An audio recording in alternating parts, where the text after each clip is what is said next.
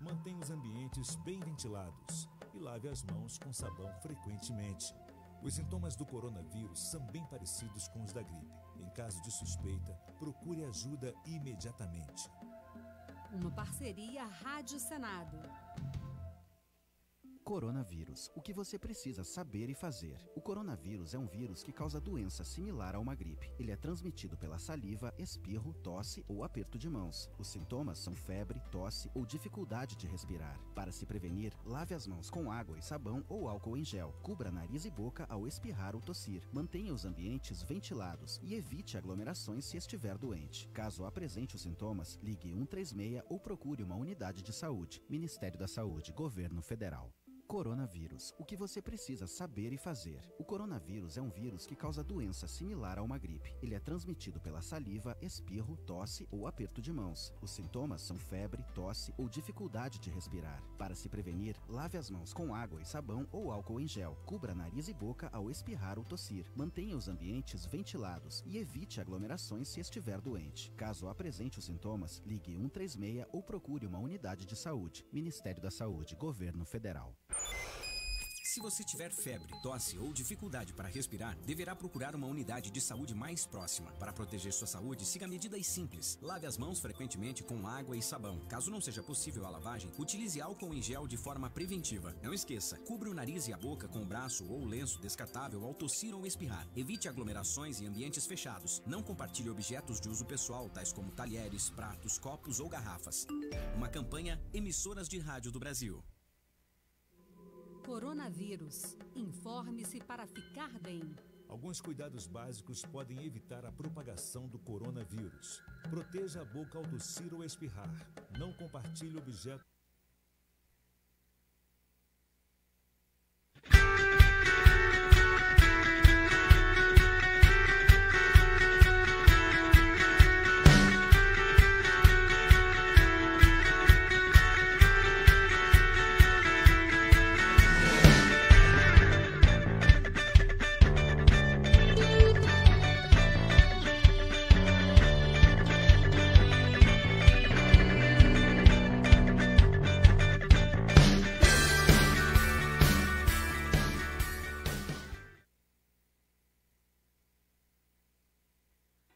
Na dúvida, não compartilhe. Desinformação é uma coisa chata, desonesta e que pode atrapalhar uma eleição. Mas você sabia que, além de tudo isso, divulgar notícias falsas para se dar bem em uma votação é crime? Desde o ano passado, quem der causa à instauração de investigação policial, de processo judicial, de investigação administrativa, de inquérito civil ou ação de improbidade administrativa, atribuindo a alguém a prática de crime ou ato infracional com finalidade eleitoral, sabendo que a pessoa que acusou é inocente, pode ser condenado de 2 a 8 anos de prisão, além de pagar multa. Por isso, muito cuidado na hora de divulgar informações sobre candidatos e aliados. Lembre-se, na dúvida, não compartilhe.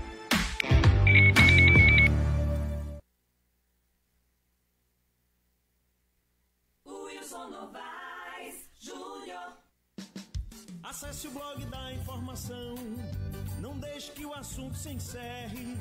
Credibilidade é aqui, jeguierreporter.com.br. Cultura e entretenimento, anote o endereço, não erre.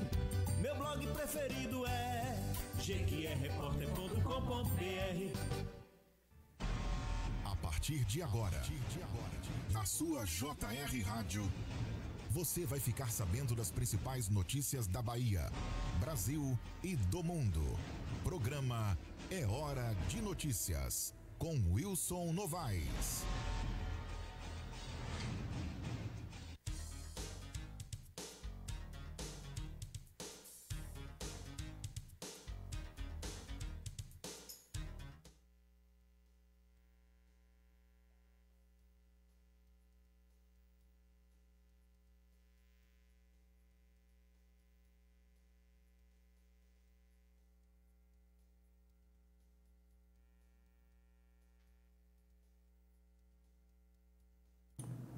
Bom dia para você, agora sintonizado no programa Hora de Notícias do blog Jequié Repórter. Hoje, quarta-feira, dia 14 de outubro, está no ar mais uma edição do seu Jornal Diário, via web, aqui direto dos estúdios do Jequié Repórter, para a sua casa, para onde você está nos acompanhando pelas diversas redes sociais e plataformas da web. Então hoje temos muitos assuntos importantes. Fique conosco, acompanhe o programa, já pode enviar o seu comentário, vamos ler todas as opiniões também e participar junto a você aqui neste programa feito para as pessoas de Jequié, também quem está de fora acompanhando a gente. Já deixa o seu like que o programa só está começando e temos assuntos muito importantes para tratar nessa quarta-feira. Começando, dando um bom dia para você, Wilson Novaes, mais uma semana, estamos aqui, dia 14 de outubro, no Hora de Notícias. Perfeito, Rony, um bom dia para você, um bom dia para todas as pessoas que nos acompanham, né? Capaz esteja aí em todos os locais, em todos os lares, onde bem estejam, onde esteja, a gente só deseja uma quarta-feira de muita paz. A gente vai falar dos muitos assuntos, né? E no programa de hoje a gente vai tentar levantar, né, a questão da Covid, tem essa redução, não é, muito grande do número de casos, a gente avaliar isso aí, realmente os dados são aqueles que estão sendo divulgados, o que é que está ocorrendo, abre uma desconfiança enorme da população, as pessoas ficam naquele entendimento, naquele pensamento, o que é que está ocorrendo? Mas é assunto para daqui a pouquinho, porque você já vai buscar aí os dados de ontem, o boletim da Covid aqui em Jequié, o número de casos registrado ontem aqui na nossa cidade. Verdade, Wilson Novaes. Vamos colocar na tela. E tivemos um grande aumento em comparação aos últimos boletins que estavam saindo. Ontem foram 40 novos casos nas últimas 24 horas em Jequié. Após semanas de 10, 15, chegou até 20 casos, voltamos àquele índice muito alto de casos confirmados em 24 horas. 40 novos casos confirmados ontem, terça-feira. Então, o número total de casos confirmados, 5.976, sendo que 5.553 pessoas se recuperaram da doença. O número de óbitos permaneceu o mesmo, 144. E o número de casos ativos está em 279. A taxa de ocupação UTI adulto Covid-19, 62,07%, sendo que 8 dessa ocupação estão sendo ocupados por residentes de Jequié. Um abraço para o Éder Ramos, que está aqui.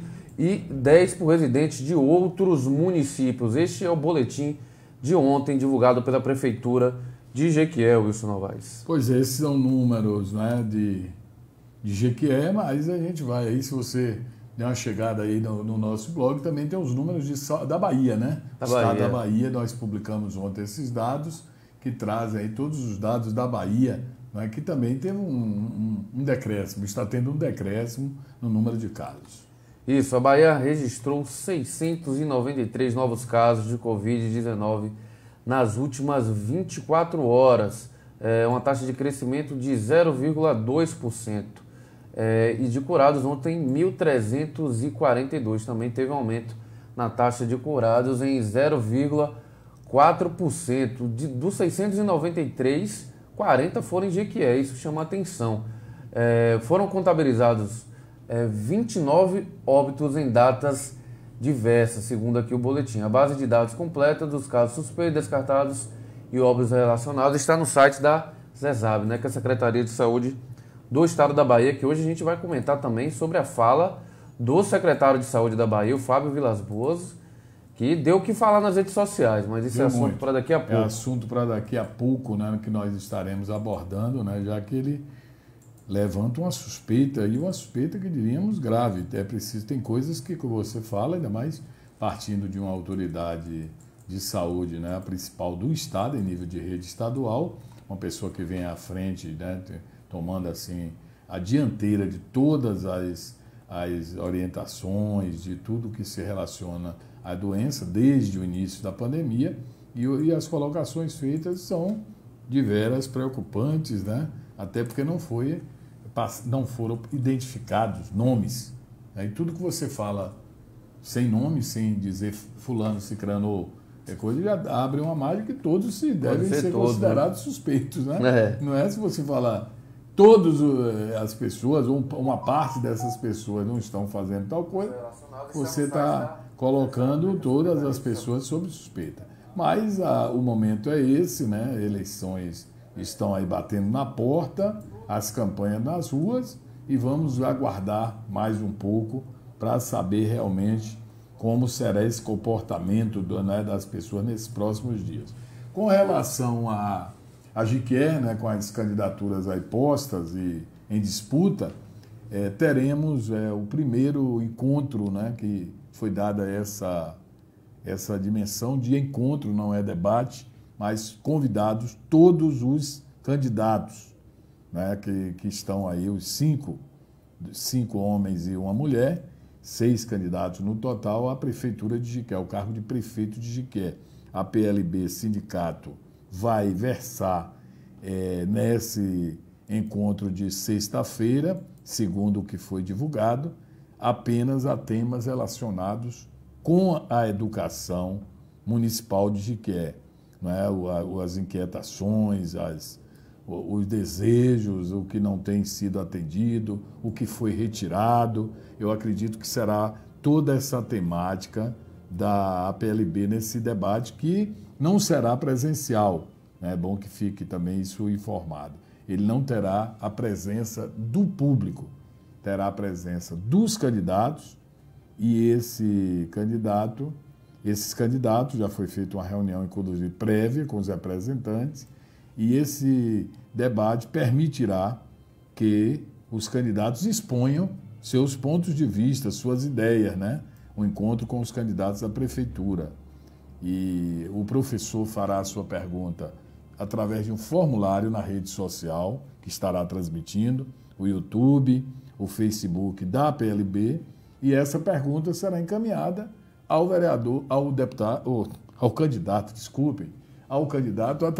candidato a prefeito, através de sorteio. Não terá pergunta entre eles. Então, não tem a característica de debate. Dizer, o candidato tal pergunta o quê, o candidato tal. Vamos sortear nada disso. Serão os candidatos, na medida que forem feitas as perguntas, né, revezando, né, logicamente, quem foi primeiro passa a ser o último e assim por diante.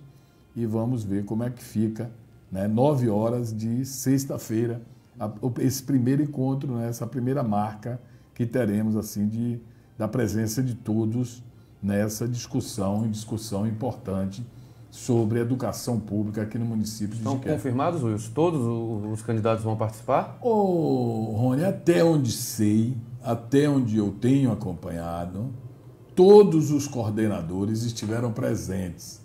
Todos aqueles coordenadores. E também os candidatos também estiveram conhecendo as regras do encontro. Todos, então, que estiveram, logicamente, que garantiram presença, né? Então, tem essa oportunidade, você acessa as redes sociais no próximo sexta-feira, e acessando, você terá a oportunidade, né, de acompanhar tudo que vai acontecer a partir das 9. Com outro detalhe, também da PLB só estarão a coordenadora, Carol, e mais 2 representações, no total 3. Cada candidato tem direito a acesso, né, de um dos seus assessores, apenas um. Então não vai ter como ficar usando Zap, né, para discutir e tal, não. Perguntou, responde. Vamos ver se torço para que dê certo, para que tenha um bom resultado. Pelo que a PLB está divulgando, e a obrigatoriedade do uso da máscara, viu, por todos. Todos os candidatos, vamos à relação Tom, Dr. Fernando, James Meira, Pé Roxo, Rita Rodrigues e Zé Cocá, todos confirmaram presença. Perfeito, perfeito. O que a gente vem acompanhando, Wilson, pelo Brasil e agora também na Bahia, é o cancelamento de debates por parte das emissoras de televisão. Tem gerado muitas críticas em São Paulo. Foi o primeiro lugar assim, que a gente teve notícia, que foi cancelado, e agora na Bahia, também foi cancelado. E o prefeito de Salvador já veio a público falar que é decisão da emissora. Da emissora. A Bandeirantes fez, né? Foi a única que saiu na frente, fez um debate Lembrando que Salvador, a eleição pode ocorrer em 2 turnos, né? E algumas emissoras, elas preferem, eu acho que é essa a temática, nas capitais, que a maioria das emissoras são nas capitais, estamos falando de capital, né? Isso. Elas preferem fazer com o segundo turno, que diminui o número de candidatos, já tem uma definição, é fulano contra fulano, polarizou, né? Onde tem segundo turno. E vamos ver aí como é que vai proceder, né? É verdade. Estamos de olho acompanhando a situação da política, muita gente criticou e a gente já até trouxe esse debate. Será que o debate de fato muda a cabeça do eleitor? Porque a gente já viu, é histórico, que candidato que está na frente, Wilson, muitas vezes não quer ir ao debate. Já aconteceu muito, né? Candidatos a presidente. Eu lembro do Lula. Não vamos longe, não. Bolsonaro não foi nenhum programa, nenhuma entrevista de TV. Ele não compareceu. Verdade. Principalmente naquelas televisões, naqueles canais, naqueles programas que ele entendia como inimigos dele. Ele não foi. Sim. Ele se reservou a não ir. Ele preferiu... vai todo mundo fazer da mesma forma que ele? Não. É evidente que não. Mas alguns preferem, né, fazer outro encaminhamento do que comparecerem a debate. Vamos ver, né? Do que ficar exposto, né? Porque quando você está na liderança, a tendência, a tática é que todos os outros vão bater em você, que depois podem recortar isso, usar na propaganda, como já foi utilizado. A grande questão você aí bateu exatamente. Porque a grande temeridade, eu já moderei debates aqui em Jequié 3 vezes e 2 vezes fora de Jequié. É complicado. E os debates, eu fui num debate com uma emissora de rádio aqui da região, que me convidaram, e foi o candidato a prefeito que era o mais forte na época, e o outro não foi. E não foi, e a gente teria que direcionar todas as perguntas para ele, porque o outro eram 2 e o outro preferiu não ir e não suspenderam o debate. Na porta, juntaram os candidatos dos 2 lados. Rapaz, eu lhe confesso, eu levei até um assessor, o Luciano. E, moço, não foi fácil até para sair desse local. Porque o clima não era entre candidatos. O candidato, que inclusive ganhou a eleição, ele saiu na boa, pegou sua turma e foi embora. Naquele tempo não tinha pandemia. E o outro não apareceu, mas tinha sua torcida indo para cima do outro. E confusa. Em outra cidade aqui da região, Confuso foi mais tranquilo. Os candidatos foram mais pacíficos, tranquilos, e tudo correu tranquilo. Agora, olha, os debates, o grande problema do debate, assisti na Rádio Povo também, fez um debate muito interessante, na Rádio 93, eu participei de alguns. Agora, os debates, o grande clima que era criado, não era dos candidatos em si, porque os candidatos vão sob muitas regras. O grande questão é quem reúne mais, naquela época, o pessoal da claque, que fica do lado de fora e solta foguete e tal, e tem momentos difíceis. E outra coisa a ser observada, que eu já observei nos debates, aqui em Jequié, de algumas categorias profissionais que promovem, que não é a imprensa, é que tem tendência. E o debate, ele às vezes, quando o caso da PLB esse ano, por exemplo, não é debate, é um encontro. Mas quando ele é tendencioso, ele se manifesta. Eu fui no debate, por exemplo, ali onde é o Teatro Municipal, numa época aí passada, não me lembro que ano foi, que é absolutamente tendencioso. Quando o candidato de um lado o outro ia falar, ninguém ouvia. Aí ficou um negócio assim, aí vai irritando, né? Aí os caras vão para confusão mesmo, discutir, bater boca e tal. Mas vamos lá, faz parte, né? Tudo faz parte. É o jogo da política, meus amigos. Falando sobre política, sim.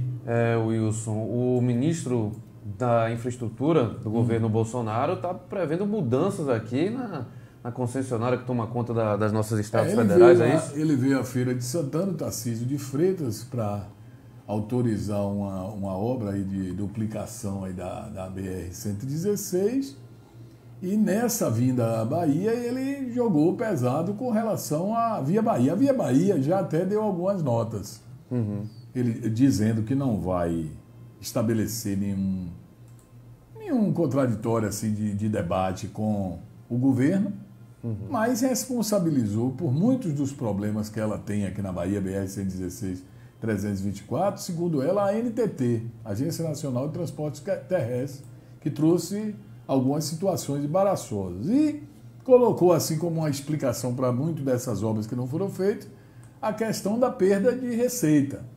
A pandemia que perdeu receita e tal, e que não foi atualizada a tabela de pedágio, né, das cobranças. Aí já pensa logo em penalizar a população, né?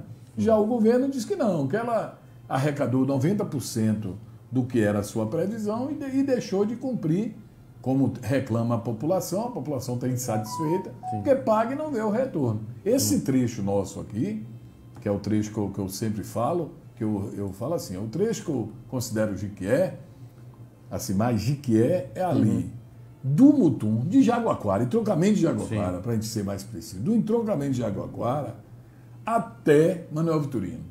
Esse é um trecho mais nosso.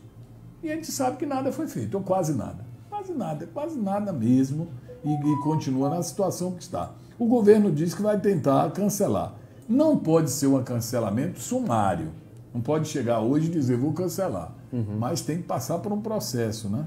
Agora, tem que, acima de tudo, não apenas fazer o cancelamento, mas exigir que uma próxima empresa que entre cumpra com suas obrigações mesmo, que dê o retorno como a população quer e precisa, né? Sim, sim. Eu lembro na época que a Via Bahia chegou, teve muito otimismo, muitos elogios positivos. Agora a pista está limpa.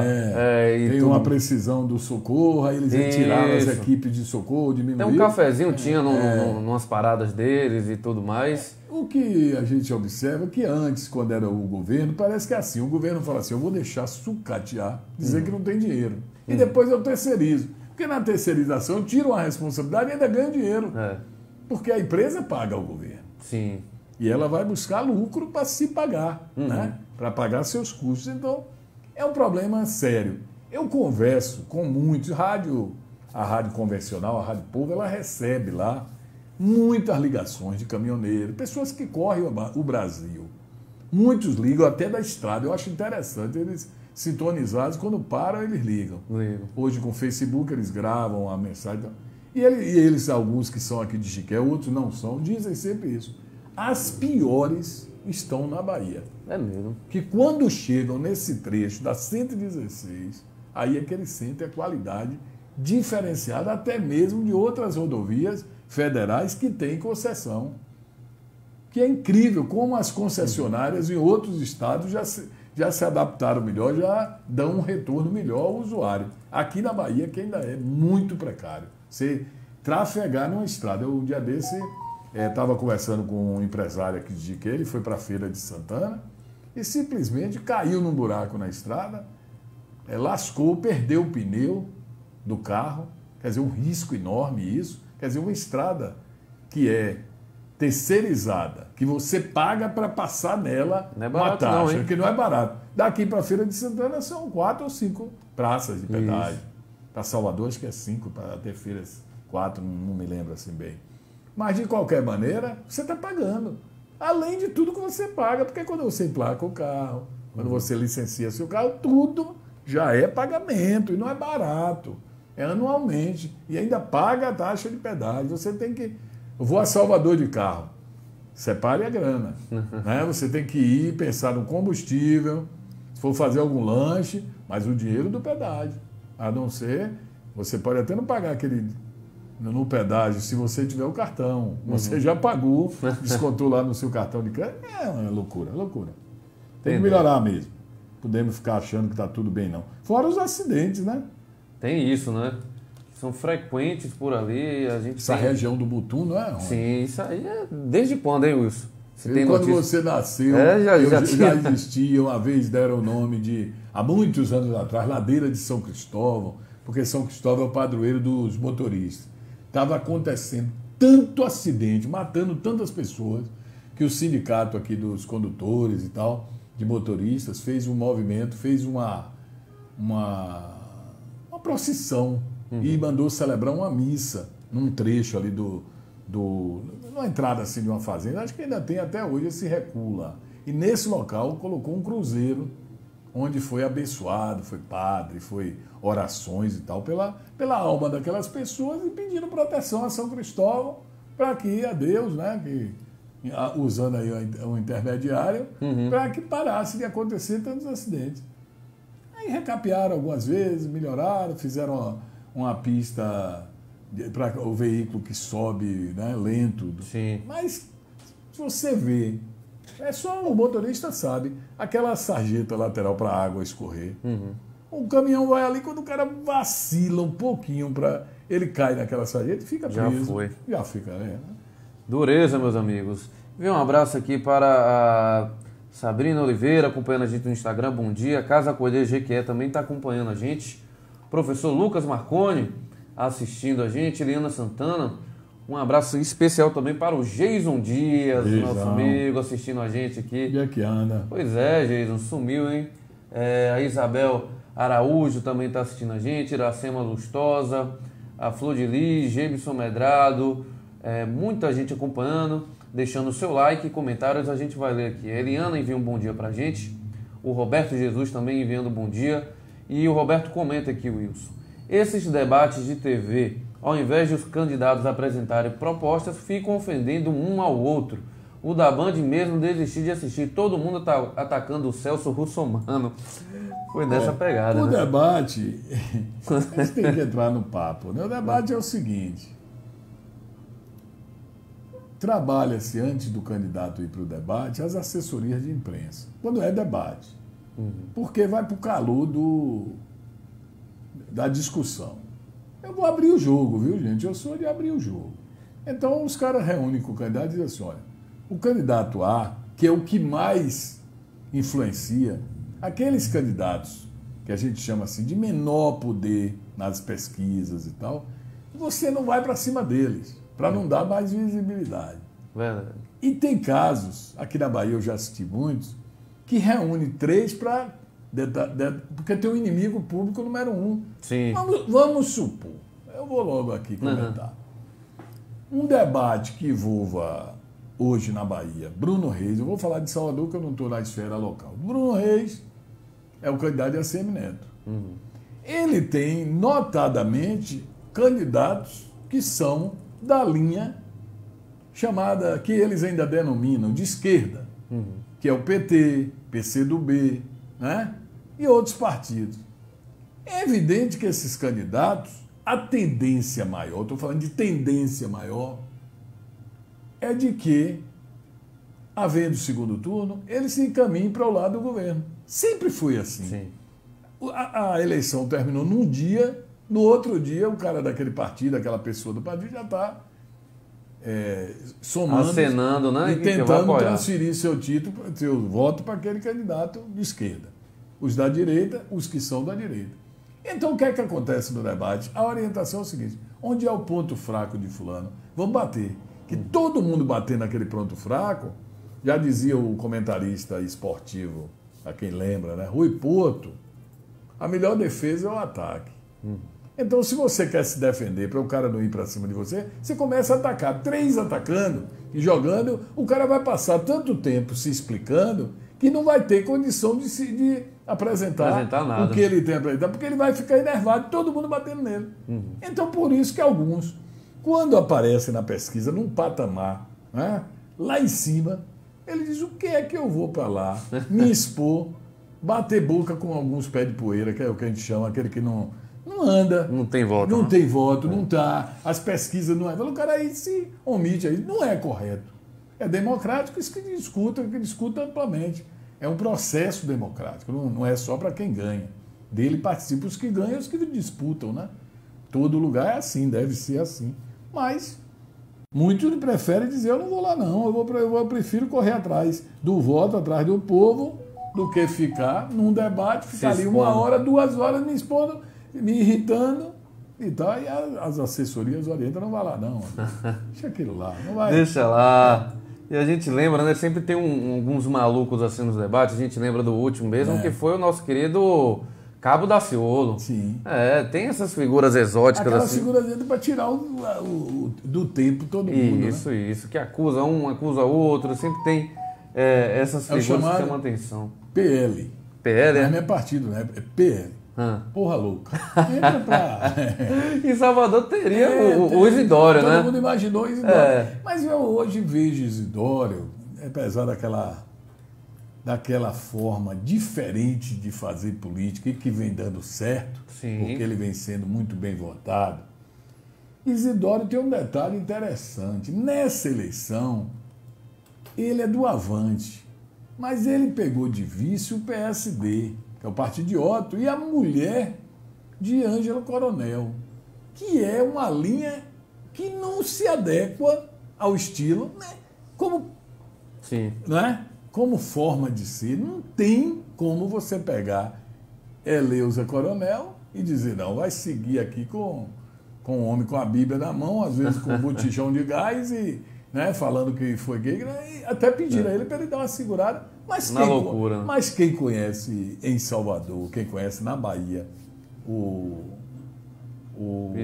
Isidório sabe que aquilo é ele. Quando ele não faz aquilo, não é ele. É igual o cara quando maquia demais para tirar mancha da pele e tal. E aí aparece, quando você vê, você já falou sobre isso, né? Toma um susto, diz, é ele mesmo, né? É coisa isso, não vai. Vamos para um rápido intervalo que a gente vai voltar aqui com um vídeo da entrevista de ontem do secretário de Saúde do Estado da Bahia, o Fábio Vilas Boas. Entrevista reveladora, eu diria, muito séria, viu? Claro, ele muito é sério, é um profissional sério. Exato, a gente volta em 30 segundinhos, já pode deixar o seu like e comentário que a gente volta já já. Na dúvida, não compartilhe. Desinformação é uma coisa chata, desonesta e que pode atrapalhar uma eleição. Mas você sabia que, além de tudo isso, divulgar notícias falsas para se dar bem em uma votação é crime? Desde o ano passado, quem der causa à instauração de investigação policial, de processo judicial, de investigação administrativa, de inquérito civil ou ação de improbidade administrativa, atribuindo a alguém a prática de crime ou ato infracional com finalidade eleitoral, sabendo que a pessoa que acusou é inocente, pode ser condenado de 2 a 8 anos de prisão, além de pagar multa. Por isso, muito cuidado na hora de divulgar informações sobre candidatos e aliados.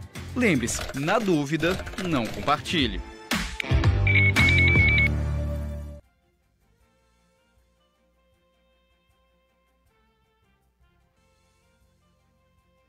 Voltamos? Estamos de volta aqui.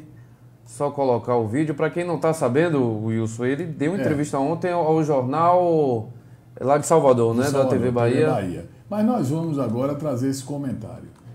O assunto que a gente vai trazer é justamente uma relação da pandemia com as eleições e principalmente a questão de uma queda brusca do número de registros divulgado pelas prefeituras e pela Secretaria de Saúde do Estado, que se baseia nesses dados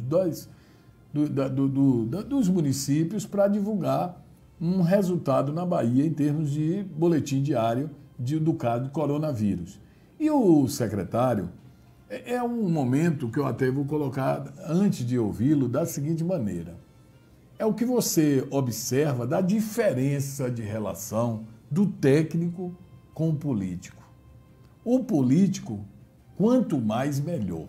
Em tudo se falando, em voto, em prestígio, em povo na rua, em aplausos, em carreatas e tal. Tudo que vai ao encontro do momento que estamos vivendo. Desse momento de risco que estamos vivendo. O técnico, e até porque a função dele é técnica, independentemente de qualquer outra coisa, ele é técnico, ele é profissional. O Vilas Boas, o Fábio Vilas Boas, é médico, é um cardiologista em Salvador. E já está no segundo mandato de Rui Costa e ele continua o secretário.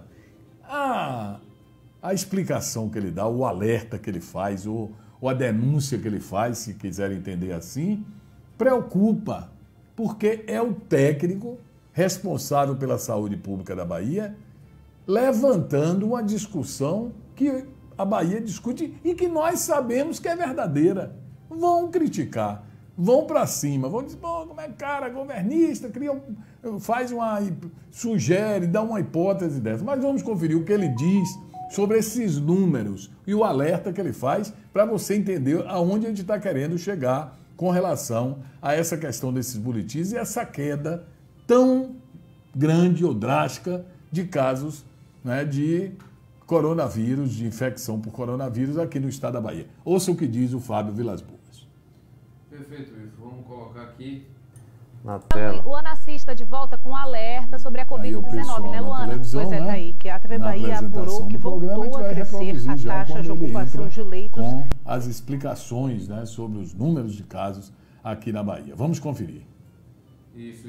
Começa primeiro as apresentadoras trazendo a questão da taxa de ocupação, UTI, leito, e logo em seguida isso aconteceu ontem. Foi ontem, né, no retorno, né, do feriado. Isso, no retorno do feriado.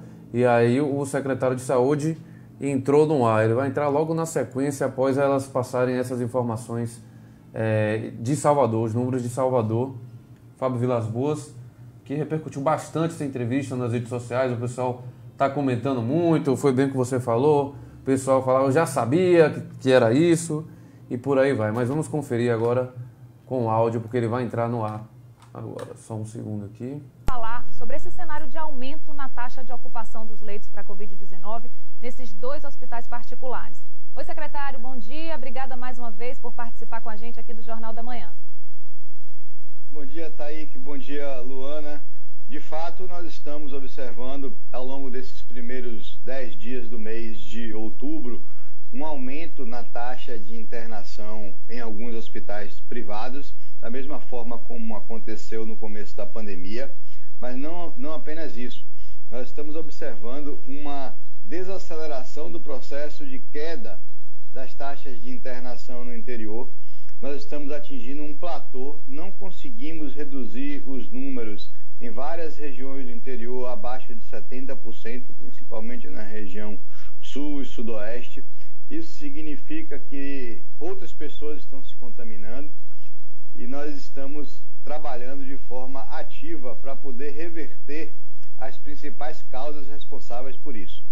Existe uma perspectiva de que a campanha eleitoral esteja também sendo um dos fatores que viabilizam aí esses números que estão aumentando no interior, como foi dito agora pelo senhor? Bom dia mais uma vez.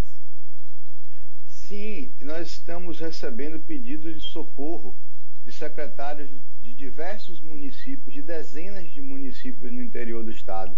Eu tenho recebido vídeos de aglomerações eleitorais, caminhadas misturadas com carreatas, pessoas sem máscara, bebendo latinha de cerveja, pulando atrás de mini trios, aqueles paredões móveis.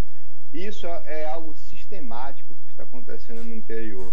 Diante disso, na semana passada, nós fizemos uma reunião técnica na Secretaria, discutimos com membros do Ministério Público, do Tribunal de Justiça, e no sábado nós enviamos à Justiça Eleitoral, o presidente do TRE, desembargador Edmilson Jataí Júnior, uma recomendação para que a Justiça Eleitoral proíba os eventos de caminhada e eventos de comícios presenciais.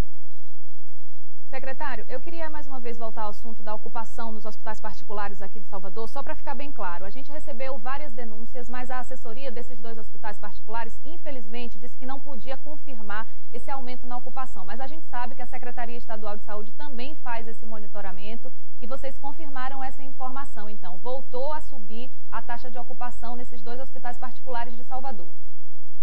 Correto. Os hospitais privados, assim como os públicos, são obrigados a notificar os casos de Covid e nós estamos observando um aumento do número de casos, fato confirmado através de monitorização telefônica. E isso tem se repetido em hospitais públicos no interior da Bahia, uma desaceleração da queda, a manutenção de taxas de internação hospitalares muito elevadas, coisa que não está acontecendo em Salvador. Salvador a gente caiu abaixo de 50%, começamos a desativar leitos. No interior do estado nós não estamos conseguindo fazer isso. E isso está muito ligado ao processo eleitoral, com centenas de eventos acontecendo em distritos, em bairros, em todos os municípios da Bahia. A gente vem acompanhando aqui na capital baiana aglomerações nas praias, né? Inclusive nos dias proibidos, como os feriados, né? Ontem mesmo, 12 de outubro, é feriado, proibida a circulação em praias, na faixa de areia das praias da capital baiana, mas ainda assim muita gente descumpriu esta determinação. Isso também já está sendo visto de alguma forma nos números da Covid no estado? Olha, quando a gente olha para Salvador e para as cidades litorâneas, isso é bem diferente do que está acontecendo no interior, na zona rural, no sertão. Nós temos taxas de internação e taxas de transmissão, né, superiores ao que tínhamos. Nós temos taxas de transmissão na Bahia inteira inferiores a 0,5% ao dia, e em várias cidades do interior isso passa a 2%. Então, de fato, alguma coisa está acontecendo na região interna do estado que é diferente do litoral. A questão de se ocupar a faixa da praia, ela é menos importante do que está acontecendo hoje nos municípios, nos paredões, nos eventos, nas aglomerações. Portanto, nós estamos muito preocupados com isso e eu espero que a Justiça Eleitoral saia com a determinação proibindo esses eventos de aglomeração. Secretário, a gente também vem acompanhando a retomada do turismo em diversas regiões, inclusive no sul da Bahia. Esse feriadão foi bem lotado, Porto Seguro, Ilhéus, Itabuna. E eu estava acompanhando um artigo que foi publicado ontem na revista The Lancet, né, que é uma aí das mais conceituadas de ciência, e eles falam sobre a reinfecção. Inclusive, 5 pessoas, esse artigo diz, que já foram reinfectadas com o coronavírus. Inclusive, um norte-americano foi reinfectado com 48 dias entre a primeira e a segunda vez. E a gente sabe que tem um protocolo de segurança de só entrar em alguns locais quem faz o teste da Covid, e eles pedem 3 meses de um teste para o outro. Eu sei que essa doença é nova, que ainda existem muitos estudos, muitas pesquisas, mas o que é que o senhor pode dizer sobre essa reinfecção do coronavírus? Você introduziu muito bem. Nós estamos aprendendo com essa doença. De fato, existe uma demonstração clara de que é possível reinfectar-se. De qualquer forma, isso ainda parece ser algo muito pontual, não é a regra. Nós, sociedade, nós baianos, fomos muito eficientes no processo de fechamento, no fique em casa, só saia se for necessário. Nós fizemos isso muito bem e demos um exemplo para o Brasil e para o mundo. Mas nós não estamos conseguindo fazer a flexibilização da forma como ela precisa ser feita. Nós precisamos abrir, nós precisamos voltar à vida quase normal, mas isso precisa ser feito com regras, seguindo protocolos. Caso contrário, nós vamos ter que voltar ao que aconteceu 6 meses atrás. É preciso estarmos juntos, é preciso reestudar e, sobretudo, Taíque, Luana, é preciso fazer testagem. Eu quero fazer um alerta aqui. Dezenas de municípios estão se recusando a testar a população com medo de aparecerem casos e isso ter impacto eleitoral. Isso é extremamente grave. Nós estamos ficando no pé de vários municípios. Nós estamos oferecendo uma capacidade de testagem próxima a 5.000 exames por dia no LACEN e estamos processando menos da metade.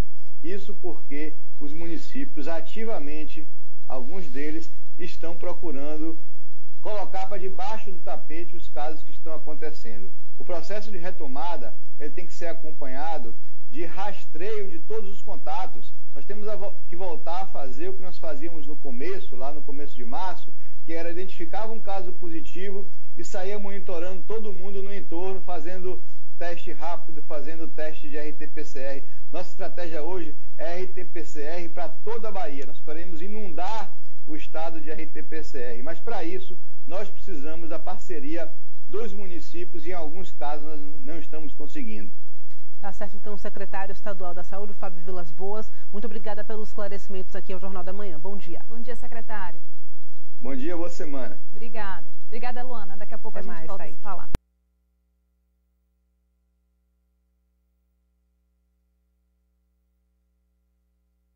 Nós até reproduzimos na íntegra, né? para que se tenha ideia exata, para que se traga exatamente a situação. Não é? Que ele denunciou, ele não deu nomes, mas é uma denúncia gravíssima. O pessoal jogando lá debaixo do tapete para não chamar a atenção agora, para não trazer a situação, dizer, olha, vai eleição, está tendo em tal município, então não vamos votar não, vamos ficar em casa, não vamos participar das caminhadas e tal. Uma coisa é horrível esse comportamento. Tem que ser responsabilidade, tem que identificar quem são esses prefeitos ou lideranças aí para chamá-los à responsabilidade. A gente está vendo aí que a coisa está solta.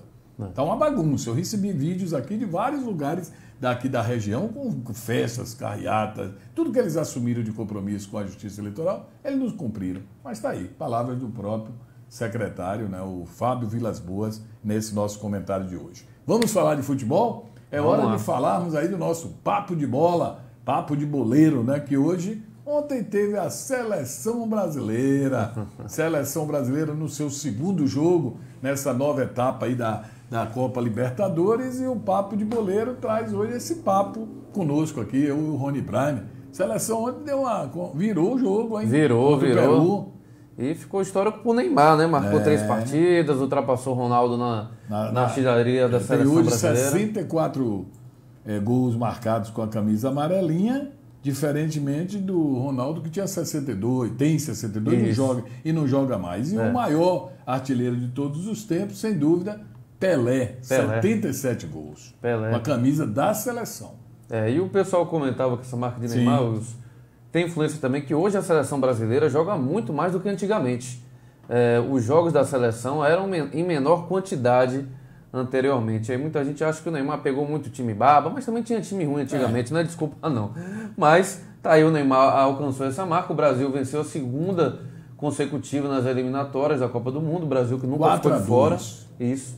Começou perdendo 5 minutos, já estava 1-0. O detalhe do jogo, a Globo não transmitiu, a TV por assinatura não transmitiu, ficou todo mundo atordoado, só tinha como fazer o contrato via um canal, né? Um canal de YouTube. Muita gente não fez, vou pagar R$50 a mensalidade para poder assistir os jogos e tal, e não quis. Aí o presidente foi lá e disse, eu vou resolver isso à minha maneira, vou jogar para a galera, para a torcida, eu gosto de futebol e tal. Aí jogou na TV Brasil, muita gente não sabia, mas chegou a notícia, a TV Brasil está lá com o André Marques narrando e com o Márcio Guedes comentando. E aí o jogo foi transmitido. A mesma qualidade? Não. As imagens eram geradas lá do Peru, né? Mas, de qualquer maneira, deu para assistir tranquilo a partida para quem estava fora. Deu uma audiência enorme. Mas o recorte que você sempre refere não foi ao jogo em si. Foi ao fato do narrador ter elogiado, né? Mandado um abraço para Bolsonaro. Pro presida? Esse foi o recorde. Ninguém lembrou dos 90 minutos de jogo. A imprensa... Aí os veículos de imprensa, pegou mal, mandou um abraço para Bolsonaro. Rapaz, mandou um abraço para Bolsonaro, falou que ele era palmeirense em São Paulo, que é Botafogo no Rio. E aí, mas de qualquer maneira o jogo foi transmitido, TV Brasil, né? Vamos ver o próximo, como é que... Agora é Venezuela, né? Venezuela. O próximo adversário aqui no Brasil é Venezuela.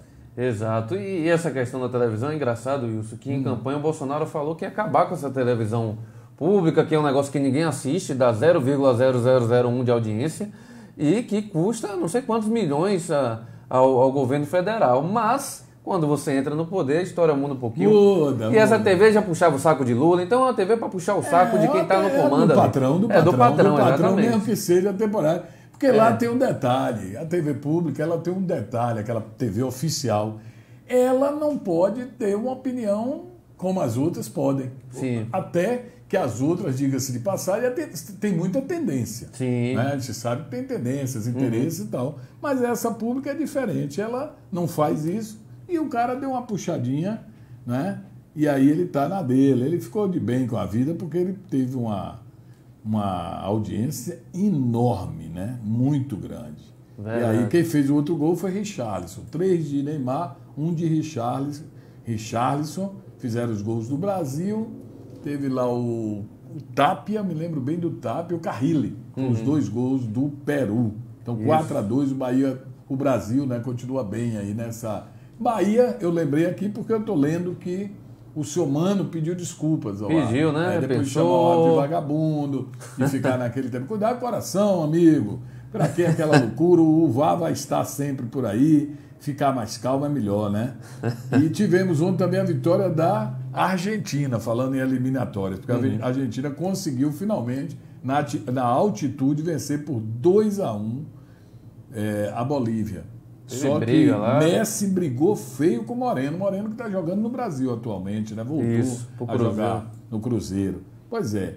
Com relação ao Campeonato Brasileiro de Futebol, que está em andamento aí, o único jogo de ontem pela Série A foi Flamengo e Goiás. Para um torcedor do Flamengo, mais apaixonado, que esperava uma goleada, está jogando um dos líderes, né, o terceiro lugar, contra o último. O pega-saldo, né? Mas não foi assim. Foi um jogo em que o Goiás jogou na defesa, fez um gol, aproveitou muito bem um lance na área, faltou marcação, fez o gol 1-0 e foi difícil virar o jogo. Aí deve-se ao momento do Pedro. Todos os 2 gols. Um foi no último minuto, quando já deu 1 minuto a mais, porque tinha um jogador suspeito de que foi pênalti, que não foi, o rapaz estava com a mão colada no corpo, discute-se isso, vai pro VAR, aí ele deu mais 1 minuto. Nesse 1 minuto, bola na área, sobra pro Arão, o Arão faz um chute que não ia chegar a lugar nenhum, a bola cai no pé de Pedro. Só teve o trabalho de colocar para deixar, né, na pior, o grande goleiro Tadeu. Que goleiro, o cara pega demais muito. O goleiro do Goiás. É um monstro. E ontem ele tava que tava, viu? Ele podia... Ele gosta de jogo grande. Tinha que ser dentro da área mesmo para marcar. Em compensação, o lado direito do Flamengo, que colocou um ex-Goiás, né? Que é o pequenininho, como é o nome do homem? Michael. Rapaz, todo mundo disputou aquele jogador quando ele terminou o campeonato. Todo mundo queria. Palmeiras ficou injuriado com o Flamengo.